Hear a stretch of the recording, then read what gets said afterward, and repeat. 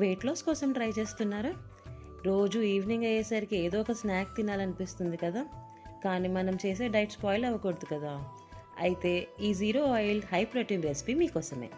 ఇది మన ఇంట్లో ఉండే బేసిక్ ఇంగ్రీడియంట్స్తో చాలా ఈజీగా చేసేయచ్చు. సరే, ఈ రెసిపీ ఎలా చేసేయాలో చూసేద్దాం.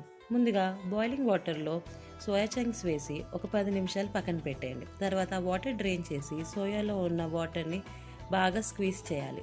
ఇప్పుడు ఒక బౌల్లో 2 టేబుల్ స్పూన్ల కర్డ్ వేసి అందులో కారం, ధనియాల పొడి, సాల్ట్, గరం మసాలా ఇలాంటి మీ ఇంట్లో ఉండే బేసిక్ మసాలాస్ యాడ్ చేయాలి.